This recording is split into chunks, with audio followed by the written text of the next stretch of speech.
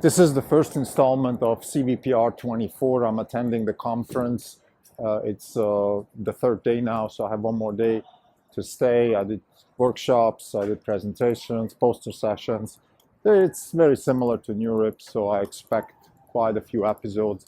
This first episode, as usual, when I do conference recaps, it's my main takeaways. There's two main takeaways. One is transfer learning in robotics.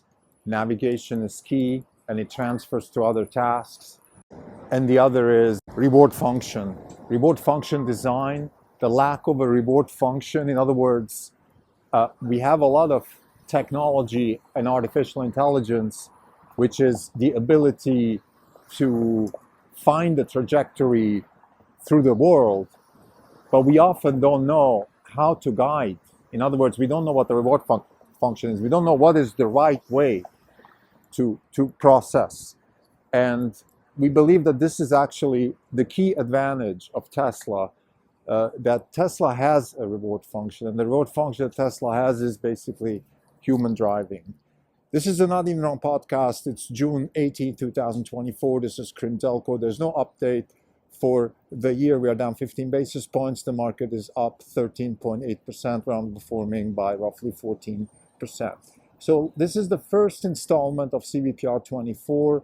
I'm going to give the two big picture takeaways that I got from the conference. It was a very productive conference for me. I learned a lot. It's focused, it's dense, it's not as big as Europe's, and I think the quality of the people is pretty good. I think I had some very good workshops, some interesting papers that I saw.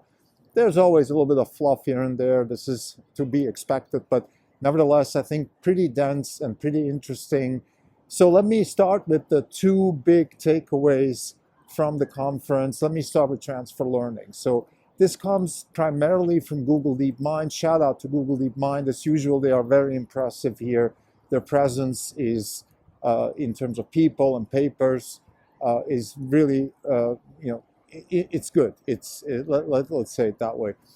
It's inspiring. It's, they inspire conversations. They inspire, thinking, all that kind of stuff that you want from a conference like this. So transfer learning is the following idea, right? We have robots trained on specific tasks. So let's say one robot is trained on driving, the other robot is trained on sorting stuff, and the third is trained on picking up bottles and putting them in the fridge. Those are specific tasks that the robots are trained for. Now, the key insight here, as far as I'm concerned, is that when you train a model with a backbone, a transformer backbone, and you train all these tasks in one shot, so all the tasks in the model are trained simultaneously, that there is actually a better performance in the specific tasks, from the robots. So that's the result. And at first sight, this seems counterintuitive.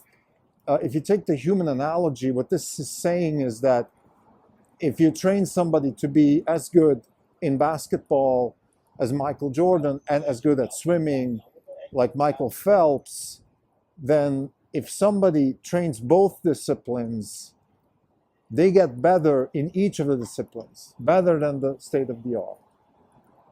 This is the key takeaway here. And the explanation, when I asked why this could be the case, the gentleman was called Ted Xiao, interesting person. When I asked, why do you think this is happening?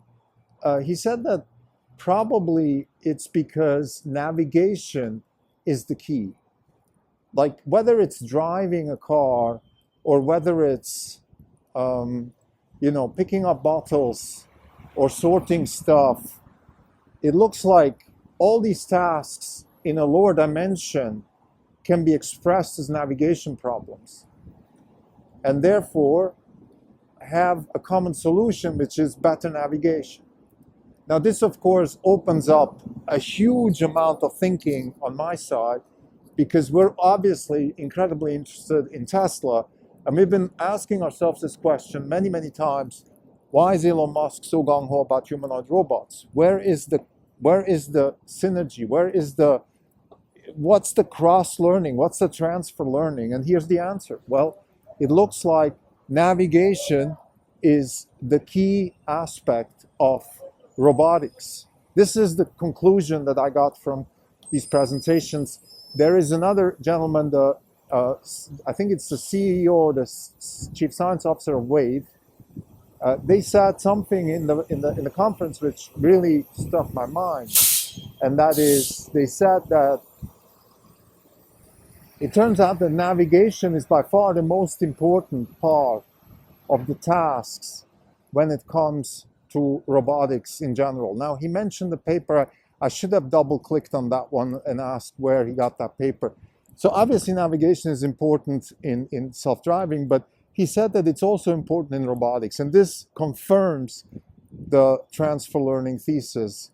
And I just want to sort of reflect a little bit on this, right? What does this mean? This means that we have a solution for navigation which is offered in self-driving technology. So that's number one. Number two, with this solution, we can do more things. We can train robots to do more than just drive. And this opens up a massive, massive opportunity. The fundamental direction where all of this is going is it's going towards foundation models, general transformer-based foundation models that can do general tasks and perform all kinds of things in embodied intelligence, so meaning in robotic intelligence. This is where this is going. Let me talk about the second thing because it's related, and that is the idea of reward function design. Now, this is, to me, this is a massive aha moment because I never thought about this specifically, but now that I'm looking at it, it's like, duh, of course. Here's the problem. Like, imagine you had the perfect simulator. So you imagine you can replicate the real world in the perfect way. And now you have a robot that is supposed to learn how to drive in that perfect simulated way. Well, what kind of reward function do we even use? Dimitri, the head of Waymo, or CTO of Waymo, actually said that. He said, look, one thing is to have a simulation, but we don't have a reward model. And the answer to the problem of the reward model comes from Tesla. Tesla has a reward model. They've learned how one's supposed to drive from human imitation. Now let me parse this a little bit. First, what does reward model mean? Reward model means, how do I know what's right and wrong? Let's say if you drive and you're in front of an obstacle, and now the robot has several options to deal with this obstacle. The robot is trying to optimize a certain loss function or do something like that, or increase the reward in a reinforcement learning setting. How do I reward? What's my reward function? How do I decide when to get a good reward and when to get a bad reward? That's what reward function design actually means. And the problem in driving, like in many other domains, is that we're not really sure what the reward function is. What is good driving? I asked the CEO of Wave, what is your ground truth? The CSO, Chief Science Officer. What is your ground truth? And the answer was expert drivers, which here as a tangent, just, I have to say, that's one of the problems I have with this company, Wave. I think they oversell themselves a bit. Like they talk like they have, full self-driving and autonomous here and autonomous there, and then they train their models on expert drivers. To me, this is statistically, at the least, problematic. Because in any kind of probabilistic scenario, in any kind of, AI, modern system AI, you just need a lot of samples to make probabilistic assumptions about reality. So if you learn based on expert drivers, no matter what, your sample size is going to be very low. But now let me explain why I think, or how Tesla solved the reward function problem. Well, it just watched millions and millions of miles of human driving, and it learned a reward function from there. In other words, it learned that in a certain scenario, whatever that may be, the car is supposed to do this and not that. It learned how to drive. And this is, to me, this reward function, so it's kind of inverse reinforcement learning, right? You learn a reward function from human behavior. That's what Tesla did. Tesla did inverse reinforcement learning. So it learned the reward function from human behavior. Now it has a reward function, and now it can throw it back onto the model, let's say in a simulation, and even improve the car. This is where this is going. And to me, this is a fantastic situation. This solidifies our position in Tesla. This gives us confidence that Tesla's on the right path. The fact that they've built this stack of vision, shadow mode, imitation learning, all of these things, all the years of Tesla AI are paying off now, not just because of FSD12. That's just the beginning. What's going to happen now is that we have a refinement of the reward function through inverse reinforcement learning, and sooner or later Tesla will jump on the simulation bandwagon. Now, simulation's not there yet, as CVPR is showing, but it's getting there. And we are already in a quite comfortable situation to simulate traffic scenarios. They might not be super realistic.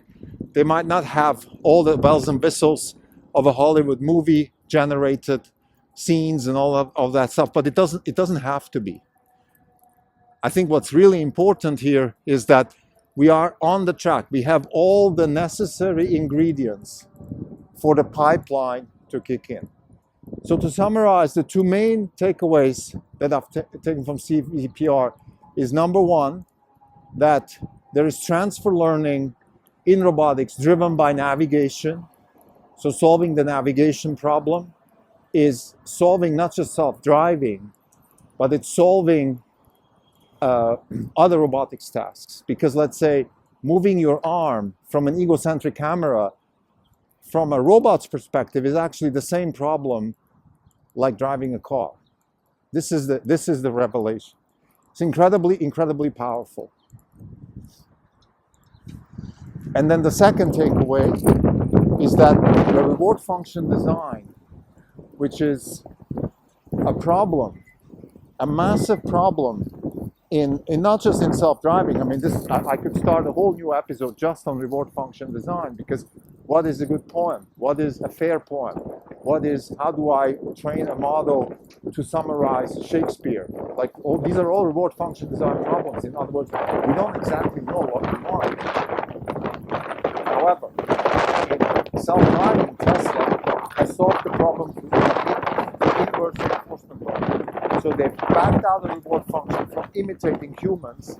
Now they have a reward function, or they have the model that they can build a reward function on. And from there, they can then potentially go into simulation at some point and improve the car's driving with the reward function that they've learned from imitation learning. Thank you.